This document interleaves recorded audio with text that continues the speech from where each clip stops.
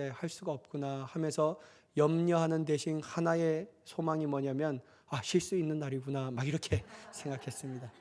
그런데 우리 하나님은 여전히 실수하지 아니하시는 하나님. 12시가 되니까 날이 그치고 밥이 먹으니까 다시 하청하게 하시더라고요. 여보 가자. 그래서 갔어요. 가서 아이스크림을 이렇게 담고 아이스박스에 넣고 또 떠나려고 하니까 바람이 엄청 불더라고요. 뭐 어떻게 하라는 건가, 하나님은 아이스크림을 전해주라는 건가 아니면 하지 말라는 건가. 하여튼 어떻게 모르서 아이스박스에서 담고 그 다음에 젤리 그걸 담고 갔거든요. 그래서 딱 갔는데 아이들이 1, 2학년은 좀 일찍 마쳐요. 근데 3학년부터는 좀 늦게 마치더라고요. 그래서 1시 40분에 마치면 거기에서 막 하는데 우리 막내딸이 1시 반에 하교하는데 도저히 같이 저희 집사람이랑 전화할 수 없는 상황이더라고요. 너무 바람이 세게 부니까 아기가 감기 걸려 있어서. 그렇다면 어쩔 수 있나 혼자서 막 나눠주는데요. 제 마음까지 너무 안타까운 마음이 들었어요. 왜냐하면 한 명만 더 있어도 내가 못 전해주는 애들을 전해줄 수 있는데 그런 마음이 막 드는 거예요. 그래서 전해주다가 다 금방 사라지더라고요. 가다가 어떤 아이들 하나 더 주세요. 그래 하나 더 먹어. 또 하나 더 주세요. 안 돼 가. 막 하면서 하게 가고. 해서 아이스크림은 갖고 왔는데요. 몇 명 못 전해줬어요. 왜냐하면 너무 추워서 이게 손에 꽁꽁 어는 걸 들고 가기가 좀 그렇고, 일단 부모님들이 알면 별로 좋지 않아 할까봐 오늘 한 10개, 15개만 전해졌는데요. 이 금요일마다 우리가 정말 이제 오늘은 이번 주는 이제 일강초등학교에 있으니까 다음 주는 해비초등학교로 가거든요. 그래서 그것 가운데 좋은 날씨를 좀 달라고 여러분들 기도해 주시면 좋을 것 같고요. 그래서 정말 저는 막 이 아이들이 지나가면요, 여기에서 여기까지 딱 떼다가 그대로 그냥 우리 교회로 데려갔으면 좋겠다 막 라는 마음이 좀 있어요.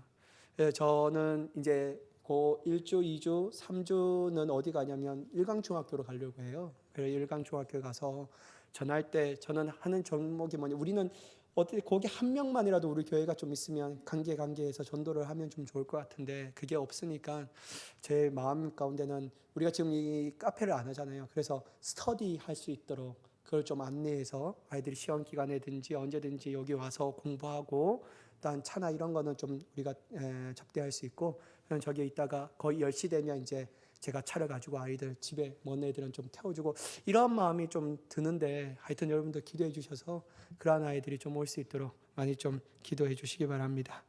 여러분 오늘 계속해서 사도행전의 말씀을 좀 보도록 하겠습니다. 여러분 오늘 이 험악한 세상 가운데 용기 있게 살아가기 위해서 없어서 안 되는 요소는 뭐냐면요, 담대함입니다. 담대함. 여러분 담대라는 것은 국어 사전적 의미로는 겁이 없고 배짱이 두둑함을 뜻하고 있거든요.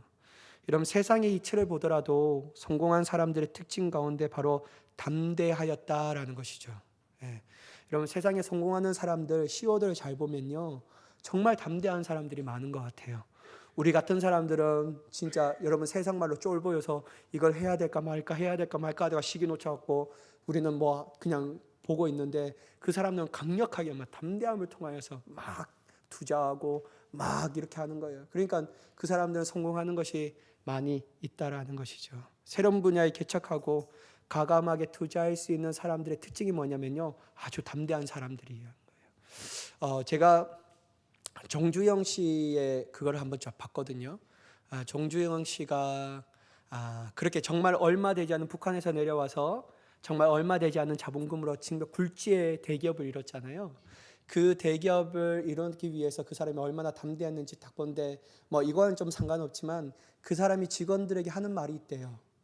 막 이렇게 하다가 우리는 이거는 할 수 없고요, 이거는 할 수 없고 지금 이거는 할 수 없습니다 라고 말할 때 그 정주영 씨가 그 직원들을 야단칠 때 꼭 하는 말이, 해보기는 해봤어? 막 이렇게 했대요. 해보기는 했냐고. 해보고 안 된다 그러면 안 된다고 해야지, 하지도 않은 채 안 된다고 말하면 되겠냐. 그래서 그 말이 막 유튜브에 막 이렇게 짤로 막 떠돌더라고요. 맞다. 저 사람에게는 담대함이 있기 때문에 사람들에게 얘기할 때 해봐라. 왜 그 담대함을 가지고 하지 않느냐. 실패하더라도 담대함 있는 사람들은 그 실패를 통하여 성공을 배워가는 하나의 과정으로 삼는다라는 것을 좀 많이 느꼈는데요. 그래서 여러분 세상의 책을 보면요, 성공한 CEO들은 보면 참 담대한 사람들이 정말 많다라는 것을 우리가 알 수 있습니다.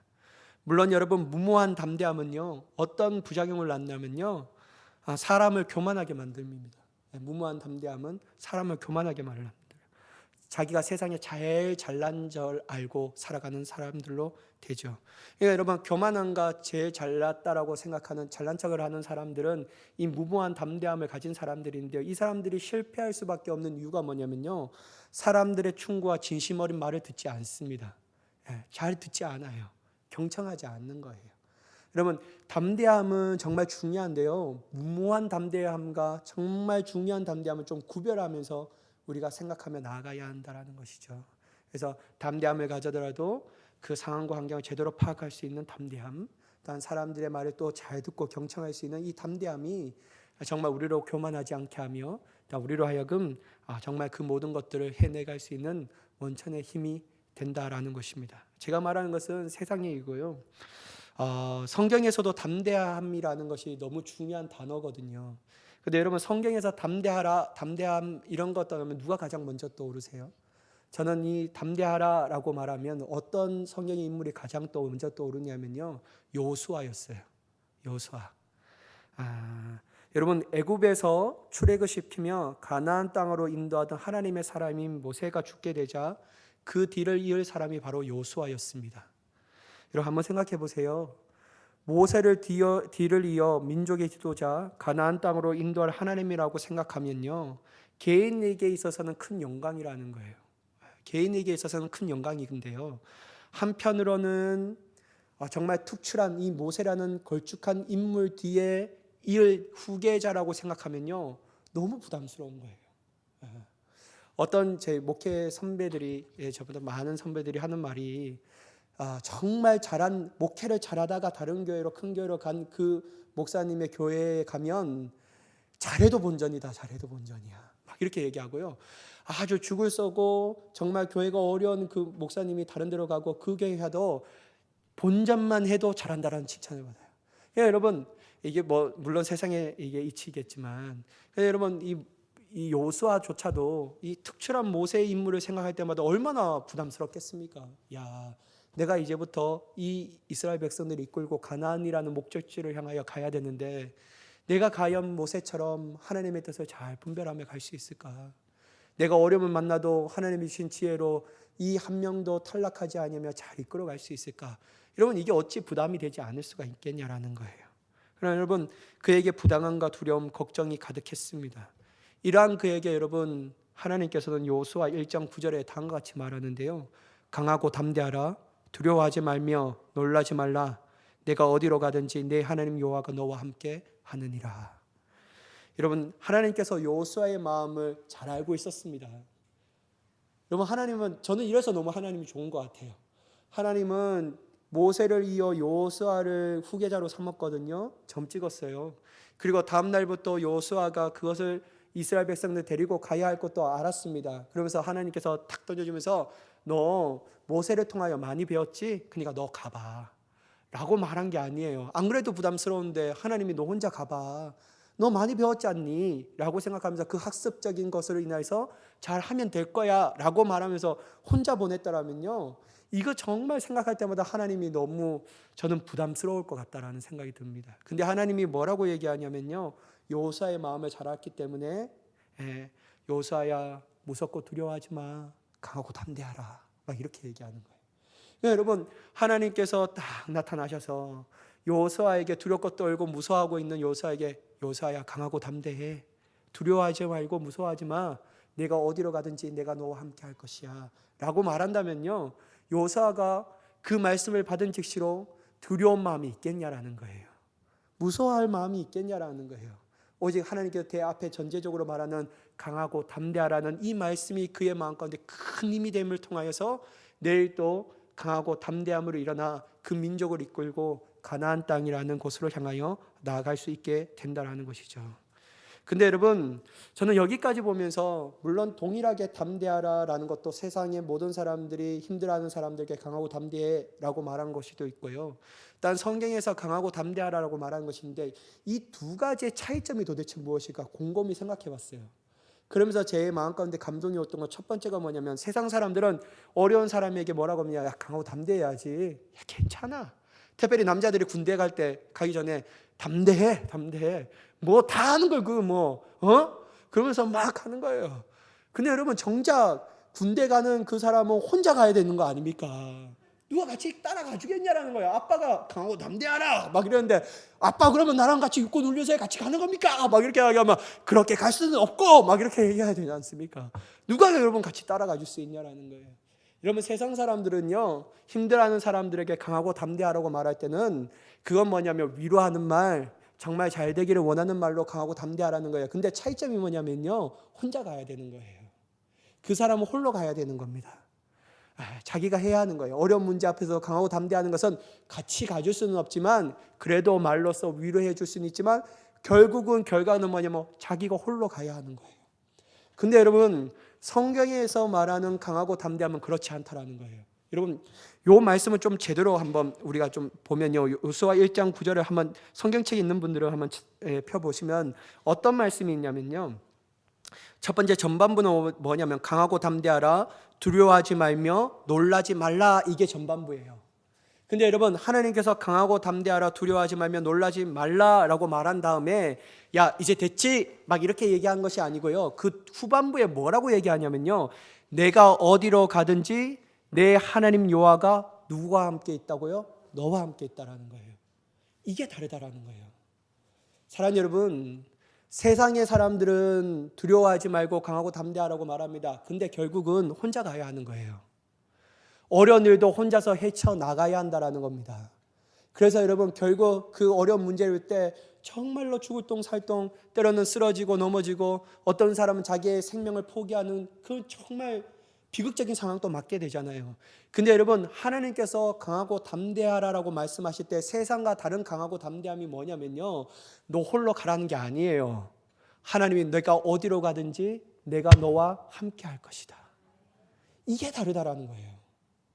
이게 다르다라는 거예요. 제가 이걸 보면서요, 야 우리 하나님 참 좋으시다. 하나님은 말로만 강하고 담대하라고 말하지 않구나. 야 내가 너에게 좋은 말 해줬지? 힘들지? 강하고 담대해. 놀라지 마, 두려워하지 마. 그래 이제 힘을 내서 가야지. 너 혼자 잘 가봐라. 그렇게 해야지. 내가 같이 가줄 수 있겠냐 라고 말하지만 여러분 하나님은 그렇게 말씀하는 것이 아니라 강하고 담대하라, 두려워하지 마, 놀라지 마. 내가 어디로 가든지 내가 너와 함께 하리라. 여러분 이 말씀이 우리 가운데 있다면요, 내가 만약에 군대 가는 상황 가운데 우리 아버지는 나하고 강하고 담대하라 싸날 새끼가 막 이렇게 얘기할 수 있겠지만 여러분 그 아빠가 가주지는 못해요. 근데 내가 막 정말 하나님의 말씀 붙잡고 하나님 이 요수아 1장 9절의 말씀 붙잡고 내가 주님의 나에게 강하고 담대하라고 말씀하시는구나. 그래 놀라지 말고 무서워하지 말아야지. 내가 주님을 의지하는 마음으로 가야지 라고 말하면요, 하나님은 그 군대 안에서도 그와 함께 하시는 줄을 믿습니다. 이게 다르다라는 거예요. 야 참 이게 다르구나. 그래서 세상에 담대하라는 것과 성경에서 담대하라는 것은 질적으로 다를 수밖에 없구나. 여러분 정말 저는 오늘 이 말씀을 보면서요, 제가 예전에는 이걸 미처 발견하지 못했거든요. 근데 하나님이 우리 모든 인생들에게 얘기하는 것은 뭐냐면 세상에 담대하라고 말하는 그 세상에 응원해 준 말, 격려해 준 말에 그치는 것이 아니라 너는 진정으로 담대하고 강해야 되는데 오직 하나님의 주신 담대함을 사모하며 나아가라는 거예요. 왜냐하면 내가 너와 함께하기 때문에 너는 반드시 이길 수 있다. 그렇게 얘기하는 것이죠. 그럼 여러분 이 정말 전능하신 하나님, 그것도 홍해를 가르치고 만나와 메추라기를 먹이시고 밤에는 불기둥과 낮에는 기름기둥, 물이 없을 때는 반석을 쳐서 물을 내게 하시는 하나님께서 함께 한다면요, 어찌 여러분 요수아가 강하고 담대하지 않을 수가 있냐라는 거예요. 여러분 우리가 믿는 하나님이 이러한 좋으신 하나님이신데 그 하나님이 나보고 담대하고라고 말해서 너 혼자 가는 것이 아니야, 네가 어디로 가는지 내가 너와 함께 있을 것이야 라고 말하면요, 여러분 끄떡없습니다. 이길 수 있는 거예요. 홍해를 가르신 하나님께서 그거 하나 못하겠습니까? 그러니까 여러분 우리가 주님이 주신 강하고 담대함을 가지고 이 세상 가운데 나면 폭풍이 몰아치고 비바람이 몰아치고 태풍이 오더라도요 절대로 우리는 쓰러지지는 않습니다. 포기하지 않는 거예요. 왜냐하면 능하신 하나님께서 능히 우리와 함께 하시기 때문입니다. 여러분 이 담대함이 저와 여러분에게 넘쳐나기를 간절히 축복합니다. 여러분 1절의 말씀을 한번 보도록 하겠습니다. 바울이 공회를 주목하여 이르되 여러분 형제들아 오늘까지 나는 범사의 양심을 따라 하나님을 섬겨노라 하거늘. 여러분 바울은 공의를 주목하여 말합니다. 여러분 이 말 속에 바울의 담대함이 나타나요. 그는 공의의 증언대에 섰는데요. 그때 자기 자신을 시기하고 모함하는 사람들이 주위에 가득 찼습니다. 어떻게 하면 바울을 죽일 수 있을까? 그게 막 악의가 가득 찬 사람들이 공의에 가득했다라는 거예요. 그러나 그는 그들 앞에서 조금도 굴하거나 두려워하지 않고 담대하게 말합니다. 이때 그 마음을 잘 나타내주는 단어가 뭐냐면요, 주목하여라는 단어인 거예요. 이게 뭐냐면 헬라어는 어떤 단어냐면요, 아테니사스라는 단어예요. 아테니사스라는 단어인데 이게 뭐냐면요, 원어의 뜻은 노려보며라는 의미를 가지고 있다는 것이죠. 이게 뭐냐면 바울은 주목하여 보다라는 것은 담대하게 똑바로 바라보면서 힘있게 그들에게 얘기했다라는 거예요. 힘있게 그들에게 얘기했다라는 거죠. 이렇게 담대한 사도 바울은 형제들아 부르면서 그들의 이목을 집중시킵니다. 그러면서 자기는 오늘날까지 나는 범사의 양심을 따라 하나님을 섬겼노라 라고 말하는 거예요. 여러분, 사도 바울은 이렇게 말하는 뜻은 너희들이 나에게 덮어씌운 고발에 대해서 무죄함을 나타냅니다. 더 나아가 적어도 너희들이 말하는 율법의 기준을 볼 때 내가 범죄한 것이 없다라고 말하는 거예요. 내가 양심을 따라 하나님을 섬겼다라는 것은 적어도 내가 죄인이긴 하지만, 내가 하나님 앞에 죄인이긴 하지만 너희가 말하는 그 율법의 기준으로 볼 때 내가 죄인은 아니다라는 것을 사도 바울이 힘줘 얘기하고 있다라는 것이죠. 또한 여러분, 그가 섬겼노라라고 말하는 것은 뭐냐면요, 이 시민으로서 행하다, 어떤 원리나 규칙대로 살다라는 의미로서 바울이 하나님 나라의 시민으로서 의무를 다했은가, 또한 복음의 원리에 따라 생활했다라는 것을 사도 바울이 말하는 거예요. 그러니까 여러분, 사도 바울은 그들이 말하는 고발하는 이 제목에 해당되는 것이 없다라는 거예요. 그래서 사도 바울은 정말 강하고 담대한 마음으로 얘기한다라는 것이죠.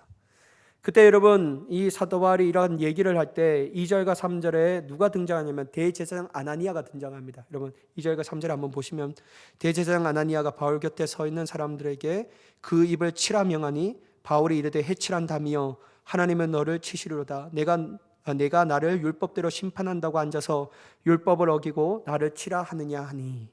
여러분, 이러한 사도 바울의 말을 듣기가 싫은 대제사장 아나니아가 바울 곁에 있는 사람들에게 명하는데 뭐라고 했냐면, 야, 그 입 좀 쳐. 그 입을 치라는 거예요.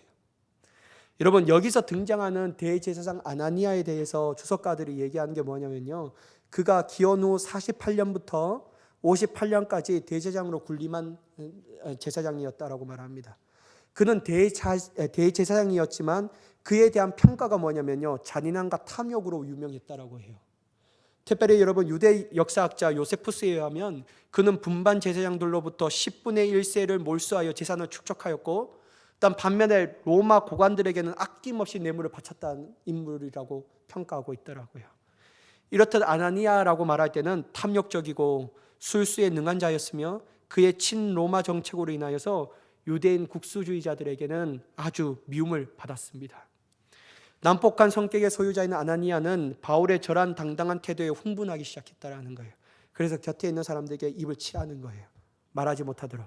근데 특별히 여러분, 다른 것을 치라는 것이 아니라 입을 치라는 이유가 있습니다. 그게 뭐냐면 유대인들에게 있어서 뺨이나 입을 때리는 행위는 사람의 인격을 극도로 모독하는 표현이라고 생각했다라는 거예요. 그래서 뺨을 치거나, 그러니까 여러분, 예수님이 뺨을 맞았다는 것은 얼마나 인격적으로 모독을 당하는 일입니까? 그리고 사도 바울이 입을 치라는 것은 저 사람의 인격을 내가 말살하겠다라는 의도를 가지고 얘기하는 것이죠. 여러분, 이게 우스갯소리인데 제가 목요일날 저희 부모님이 어머니가 TV도 거실에 안 넣는다고 하고, 나이가 들면 왜 그럴까요, 여러분? 그렇게 참 정말 우리 어머니는 경운기도 운전할 줄 알고 차도 그 젊은 나이에 운전할 줄도 알고요, 오토바이도 잘 타시고 정말 강인한 처칠 그 여자 누구시죠? 하여튼 그 영국의 그분과 같았거든요. 어디 점차 나이가 들면 바보가 되어가는 것 같아요. 그냥 정말 안타까워요. TV가 안 나온다라는 거예요. 그래서 안방에 이제 그게 TV를 보고 계시다는 거예요.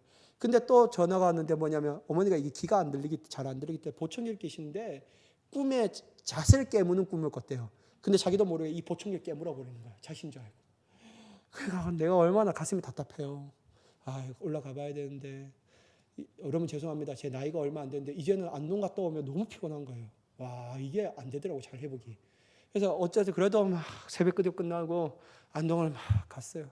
가니까 이 진짜 거실에 그 TV를 뭐 이렇게 안 넣은 이유가 뭐냐면 그 왜 아파트에 보면 대기 전력 있잖아요. 자동적으로 떨어지는 거 안 쓰면. 근데 이게 좀 고장이 나서서 자동으로 맞춰놔도 떨어지더라고요. 그러니까 이게 와이파이 이 그런 이 모뎀 쪽에 전원이 안 들어가서 안 되는. 그래서 이거 끼워서 하고 우리 엄마는 안 돼 그래. 된다 아이가 막 하면서 내가 구웠어. 그래서 하게 하고 그 다음에 보청기 막 하고 가고 이제 저 수리해 주러 가는데 제가 엄마한테 엄마 우리 점심을 먹어야 돼. 나는 감자탕이 너무 먹고 싶은데 그래서 그래 가자 감자탕 먹으러 가자. 가다가 우리 어머니는 꼭 뒷북을 좀 잘 치거든요. 그래서 자기는 현대야 감자탕 꼭 먹어야 되겠어. 이 말하는 의도를 제대로 파악해야 됩니다. 나는 먹을 거야 하면 이제 안 되는 거예요. 왜냐면 다른 걸 먹고 싶다라는 거죠. 그럼 뭐 먹고 싶은데 엄마 그러니까 찜닭을 먹고 싶다 그래요. 그래서 오랜만에 그 안동 찜닭 골목이 있거든요. 가서 먹는데 앉고 이런저런 얘기하다가 우리 엄마가 갑자기 야, 넌 설교 때 왜 내 욕을 그렇게 하냐고. 드디어 보신 거예요. 드디어 내가 그래서 깜짝 놀래갖고 아니 엄마 내가 욕한 게 아니고 그거는 하나님의 말씀을 전하기 위하여 분위기를 좀 부드럽게 할 뿐만 아니라 그럼 내가 그러고 엄마 내가 팩트가 아닌 얘기를 뭔가 한 걸 한번 얘기해 보라고 그러면서 그럼에도 불구하고 우리 성도님들은 엄마 얘기하면 제일 즐거워해 막 이렇게 얘기했어요. 제가 어떤 걸 얘기하려고 그러다가 제가 우리 엄마한테 뺨을 많이 맞아. 나는 인격적으로 많이 당한 거야. 하여튼 뭐 그런 이게 사도 바울이 입을 치라는 것은 더 이상 얘기하지 말라는 뿐만 아니라 그 모든 사람들께 창피를 주기 위하여 그렇게 했다라는 것이죠. 근데 여러분 한번 생각해 보세요. 사도 바울이 그렇게 얘기했다면요, 사도 바울이 어떤 말이 틀리고 어떤 것이 아닌지에 대해서 따져보고 그를 쳐야 되지 않겠습니까? 그게 논리적이지 않겠냐라는 거예요. 그렇지도 않고 갑자기 그냥 즉흥적으로 막 치라고 말하면 이 아나니아라는 대제장이 얼마나 폭력적인 성격을 갖고 있는지, 잔인함이 얼마나 극에 달하고 있는지에 대해서 절실하게 정말 여실하게 드러내는 대목이라는 것이죠. 근데 여러분 사도 바울은 담대한 사람이었어요. 이러한 그의 앞에서 주눅들지 않고 당당하게 맞습니다, 여러분. 당당하게 맞서요. 그는 특별히 해칠한 담이여 막 이렇게 얘기하는 거예요. 그렇게 말하는 그 대제사장을 향하여서 당신은 해칠한 담이여 막 이렇게 얘기하는 거예요. 그러면서 그를 맹렬하게 막 질책합니다. 여러분 해칠한 담이 얼마나 그에게 치욕적인 의미로 뜻하는 것이냐면요, 해칠한 무덤 우리가 많이 들어봤잖아요. 근데 해칠한 담은 어떠한 뜻을 가지고 있냐면요, 기반이 안정되어 있지 못해 흔들거리면서도 흰 색깔을 해칠을 칠하면서 튼튼한 것처럼 꾸미는 것입니다. 그러니까 아주 이것 또한 해칠한 무덤처럼 정말 보잘것없는 막 쓰러져가는 마음을 갖고 있는데 겉으로는 아닌 척하면서 그렇게 있는 사람에 대해서 막 지책하는 그런 비아냥거리는 얘기죠. 바울은 단지 아나니아라는 이 대제장을 위선을 지책하는 것으로 끝나지 않고 더 나아가서 저주도 합니다. 뭐라고 얘기하냐면요, 하나님이 너를 치시리로다 막 이렇게 하는 거예요. 율법을 가지고 막 기록된 저주의 방식으로 막 그렇게 하는 것이죠. 여러분 제가 이 말씀을 보면서 어떤 것이 좀 마음 가운데 막 오냐면요, 우리 하나님께서 주신 마음이라는 것이 확신되어진다면요, 사람들의 시선에 너무 의식하면 안 된다는 거예요. 제가 이 사도 바울을 나중에 되면 물론 사도 바울이 그 사람이 대제장인 줄 몰랐어요. 물론 이게 성경은 어떠한 의도로 하는지 진짜 몰랐을까, 아니면 진짜 알면서도 그렇게 했을까에 대해 분분한 의견이 있지만 아마 모든 이게 합리적 해석은 뭐냐면 사도 바울이 아주 그 말에 흥분되어 있기 때문에 열정적으로 그 말을 선포하기 때문에 사도 바울이 잘 보지 못했다라고 인식하지 못했다라고 하는 거예요. 그리고 갑자기 막 모이라고 했으니까 대제장의 옷을 입지 않고 왔기 때문에 구별이 할 수 없었다라고 막 얘기하는데요. 하여튼 그럼에도 불구하고 제가 이 말씀을 보면서 정말 사람들이 하나님의 주신 마음이 확신됐다라면 사람들의 시선과 의식을 신경 쓰지 말라는 거예요. 근데 여러분 단 한 가지, 여러분 이게 정말 중요한 말인데요, 내가 하나님의 마음과 하나님의 의식이 내 마음까지 딱 굳건해요. 진짜 이건 뭐가 뭐래도 변하지 않는 하나님의 진리예요. 성경을 비춰봐도 맞는 말이에요. 그렇다면 그 말씀에 사람의 시선을 의식하지 않고 행동을 해야 되는데, 근데 단 하나, 여러분 무례한 그리스도인은 되지 말아야 합니다. 그게 너무 중요한 거예요. 무례한 그리스도인은 되지 말아야 한다. 이게 너무 중요한 말입니다. 여러분 하나님께서 주신 말씀과 그분의 마음을 고수하며 전하는 담대함이 있어야 되지만 그럼에도 불구하고 우리는 하나님의 주신 그 마음으로 전할 때 그윽한 이 베이직을 깔고 있는 것은 뭐냐면 주님에 대한 사랑, 난 이웃에 대한 사랑의 마음을 가지고 전해야 한다라는, 그때 비로소 무례하지 않을 수가 있다라는 것이죠. 근데 여러분, 정말 이 무례하지 않는 그리스도인의 모습은 중요하지만 정말 우리가 다른 사람의 시선에 의해 우리 마음이 확 바뀌고 이러면 안 된다라는 거예요. 사람들의 분위기가 그렇기 때문에, 그 시대적인 상황이 그렇기 때문에 생각하면서 그냥 물 흐르듯이 흘러가면 안 된다라는 것이죠. 좋은 게 좋은 것이지 뭐, 하나님이 나에게 그런 마음을 주셔도 그래도 좋은 게 좋은 것이지 뭐, 이렇게 흘러가서는 안 된다라는 것이죠. 왜냐하면 주님이 우리에게 친히 주신 마음이 있잖아요. 때로는 여러분, 어느 책에 보면 미움받을 용기가 있어야 한다라는 거예요. 미움받을 용기 또한 우리에게 필요하다라는 것이죠. 만약 그것이 진리에 관한 문제라면 더욱더 그렇습니다. 여러분, 복음에 관한 것이라면 더욱더 우리는 힘써 사람들의 시선을 신경 쓰지 말아야 합니다. 좋은 게 좋은 게 아니라는 거예요. 복음에 관해서 문제라면, 또한 하나님의 말씀에 관한 문제라면요, 우리는 한 치 앞도 물러서지 말아야 한다는 거예요. 여러분, 이단들이 막 거세게 몰려오더라도 우리가 정말 그 이단을 대응하여 싸워야 할 이유가 뭡니까? 하나님의 복음이 흔들리기 때문이라는 거예요. 이러면 자유주의 신학과 해방신학, 민중신학, 이런 신학을 주장하는 사람들, 특별히 여러분 동성애, 이러한 퀴어 신학이라고 말하는 사람들, 그 사람들의 주장 가운데 우리가 흔들리지 말아야 할 이유가 무엇입니까? 왜냐하면 복음과 연결되어 있기 때문이라는 거죠. 그래서 여러분, 이런 것은 격렬하게 주님의 말씀을 들고 나가야 합니다. 하지만 방법은 무례하지 않도록 정말 하나님의 사랑을 가지고 전해야 한다는 것이죠. 여러분, 정말 우리는 세상 사람들의 미움을 받더라도 오직 하나님의 편에 서 있는 담대함이 우리 안에 있어야 될 줄 믿습니다. 세상 사람 눈치 보지 말고 왔다 갔다 하는 사람이 아니라 정말 담대함을 가지고 주님의 주신 그 편에 서 있는 귀한 우리의 삶이 되어야 될 줄 믿습니다. 그럼 4절과 5절의 말씀 보면, 곁에 선 사람들이 말하되 하나님의 대제사장은 내가 욕하느냐? 바울이 이르되 형제들아, 나는 그가 대제사장인 줄을 알지 못하였노라. 기록되었으되 너희 백성의 관리를 비방하지 말라 하였느니라 하더라. 여러분, 사도 바울의 담대함 곁에 선 사람들이 그에게 말합니다. 네가 어떻게 하나님의 대제사장을 욕하느냐? 이렇게 얘기하는 거예요. 여러분, 유대사회에서 대제사장은 하나님을 섬기는 대표자로서 대단한 권위와 존경을 받고 있으므로 누구도 감히 대제사장의 권위에 맞설 수 없었습니다. 이러한 종교적인 분위기 가운데 살고 있던 그들로서는 바울이 대제사장에게 맞서는 것이 그 내용에 관계없이 제사장을 욕되게 하는 행동으로 여겨졌다는 것이죠. 물론 사도 바울은 그가 대제사장인지 알지 못함으로 그렇게 하였다고 말하는데, 그리고 자신은 출애굽기 22장 28절을 이용하여 율법을 잘 알고 있으며 그 율법에 충실하다는 것을 은연중에 나타내고 있습니다. 여러분, 오늘날은 대제사장의 개념은 없습니다. 여러분, 우리 모두가 왕같은 대제사장인 줄 믿으시기 바랍니다. 하나님은 우리를 왕같은 제사장으로 불렀다라는 거예요. 우리 모두가 하나님의 자녀이며 거룩한 하나님의 백성이라는 것이죠. 따라서 여러분, 우리가 서로 제사장이기 때문에 우리가 해야 할 것은 뭐냐면 서로를 존중히 여기며 사랑으로 서로를 섬겨줘야 한다라는 것이죠.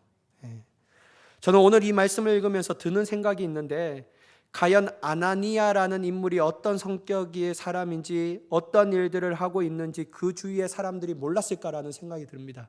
다 알았죠. 요세푸스가 알 정도라면 여러분, 그 주위에 있는 사람들이 몰랐을까요? 다 알았을 거라는 겁니다.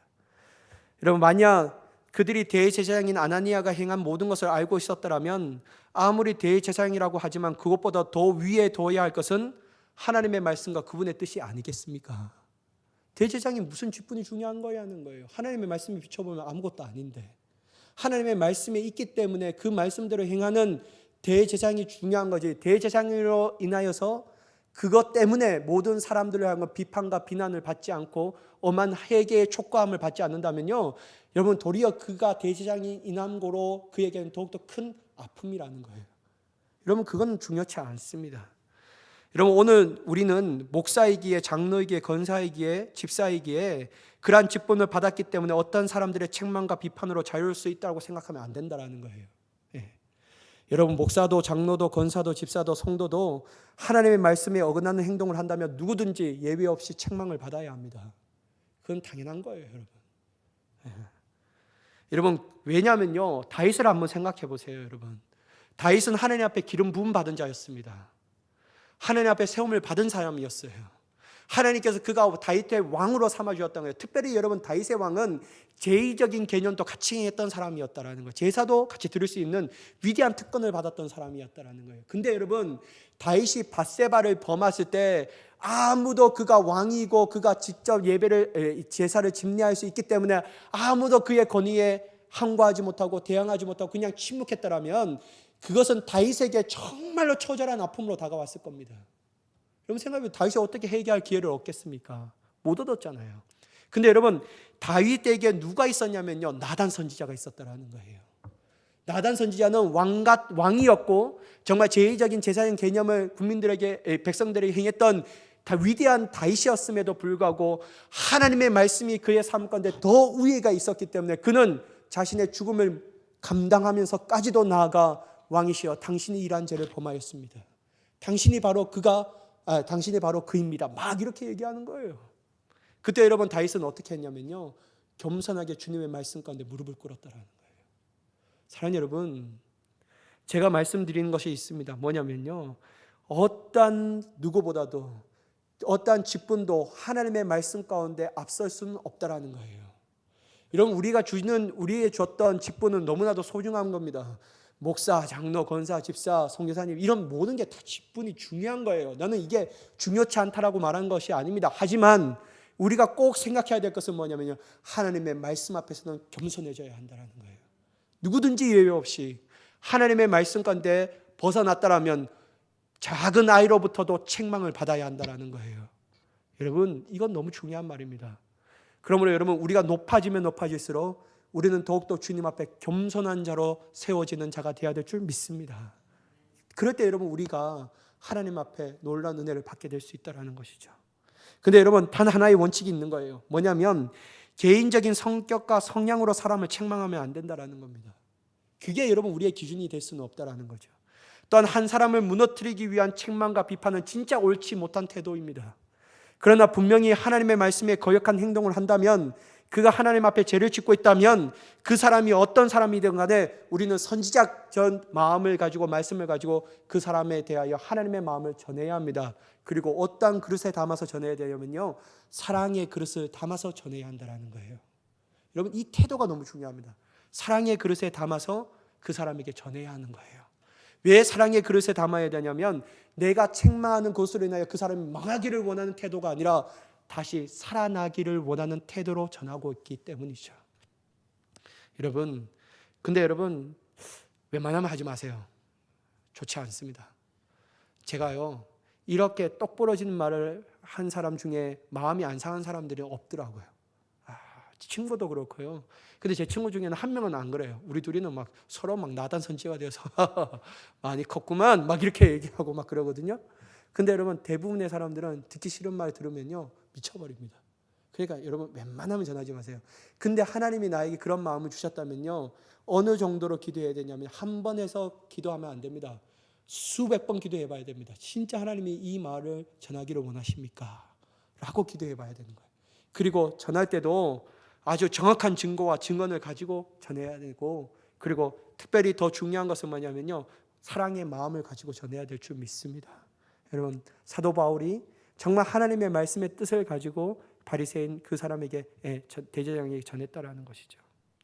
이게 우리에게 이러한 담대함 또한 우리에게 있어야 된다라는 것이죠. 여러분 바울 자신은 바리새인이라고 말합니다. 그래서 자신은 죽은 자의 소망 즉 부활을 믿는다라고 말하는 거예요. 여기서 말하는 부활은 바로 예수 그리스도의 부활을 의미하고 있습니다. 그리고 자신은 천사도 믿고 영도 믿는다라고 말해요. 여러분 이런 말로 인하여 부활도 천사도 영도 믿지 않은 사두개인과 바리새인들 사이에 다툼이 생겨 분열되기 시작한다라는 거예요. 여러분 사두개인들은 부활, 천사, 영 이런 거 믿지 않았어요. 그리고 모세 오경만 딱 자기들은 하나님의 말씀으로 믿었거든요. 근데 바리새인은 다 믿었어요. 그런데 사도 바울은 자기가 바리새인인 것을 얘기하고 있다는 것이죠. 그래서 여러분 그들이 분쟁이 아주 심하게 일어났습니다. 그리고 바리새인들 중에 누구 서기관들이 일어나서 너무 적대시했던 사도 바울이 바리새인이었구나 이 말을 딱 듣고 나서 저 사도 바울은 죄가 없어 막 이렇게 얘기하는 사람까지 생겨났다라는 것이죠. 그런데 여러분 그들의 분쟁은 심해서요 천부장이 그대로 바울을 놔두면 바울이 찢겨질까 봐 염려되었습니다. 그래서 그 무리에게 빼앗아 가지고 영내로 들어갑니다. 그리고 오늘 읽었던 우리 본문의 11절로 그 말씀이 마치되는데요. 11절 말씀을 보면 그날 밤에 주께서 바울 곁에 서서 이르시되 담대하라 내가 예루살렘에서 나의 일을 증언한 것 같이 로마에서도 증언하여야 하리라 하시니라. 여러분 그날 밤에 주님께서 바울 곁에 서서 말씀하십니다. 담대하라. 그러니까 여러분 요게 주는 의미가 있습니다. 여러분 앞에 보면 사도 바울의 태도 또한 담대했거든요. 근데 주님께서 또 담대하라는 거예요. 여러분 담대한 마음은 한 번으로 족하는 것이 아니라는 거예요. 근데 여러분 하나님께서 사도 바울에게 담대하라고 말할 때 뭐 때문에 담대하라고 말하냐면요, 아직 사도 바울에게 사명이 남아있다라는 거예요. 네가 예루살렘에서 나를 증언하는 것 같이 너는 로마에서 가서도 나의 이 복음을 증언해야 할 것이다 라고 말하는 거예요. 그래서 사도 바울에게는 담대하라는 거예요. 담대하라는 거예요. 사랑하는 여러분, 하나님의 사명은 우리의 힘과 노력과 의지로 감당하는 것이 아닙니다. 세상이 말하는 담대함으로 하는 것이 아니라는 거예요. 왜냐하면 세상의 담대함은 혼자서 감당해야 하기 때문입니다. 그러나 주님은 아직 사명이 있는 사도 바울에게 말씀하셨듯이 담대하라고 말씀하시는 거예요. 이 담대함은 앞서 요호수아에게 말씀한 것 같이 내가 어디로 가든지 내가 함께 할 것이라는 그 약속의 말씀과 또한 그 말씀대로 성취하시는 하나님께서 주시는 담대함이라는 거죠. 그 담대함으로 하나님의 사명을 감당하라는 것입니다. 그러면 여러분 우리는 아직 하나님의 사명이 끝났을까요? 안 끝났을까요? 안 끝났습니다. 여러분 안 끝났으니까 여러분의 생명이 아직 이 땅에 있는 거예요. 하나님의 사명이 다 끝났으면요 우리는 하나님 나라로 올라가야 합니다. 왜냐하면 사명이 끝난 자들은 다 하나님께서 부르시거든요. 그러면 여러분 우리가 하나님의 사명이 아직이 있는 이유가 주신 것이 있다면요 우리가 해야 할 것은 뭐냐면 담대해져야 하는 것이죠. 어떻게 해요? 내가 어디로 가든지 내가 너와 함께 있으리라. 이 담대함을 받아야 한다는 거예요. 이 담대함을 받을 때 우리는 험한 세상 가운데서도 주님이 주신 놀라운 은혜와 능력으로 승리하게 되는 줄 믿습니다. 그러므로 여러분 날마다 주님이 주신 담대함으로 끝까지 주님의 사명을 잘 감당하여 하나님 앞에 은혜와 영광을 돌려드릴 수 있는, 찬양을 돌려드릴 수 있는 우리의 삶이 되기를 예수 그리스도의 이름으로 간절히 축원합니다. 기도하겠습니다. 사랑의 하나님,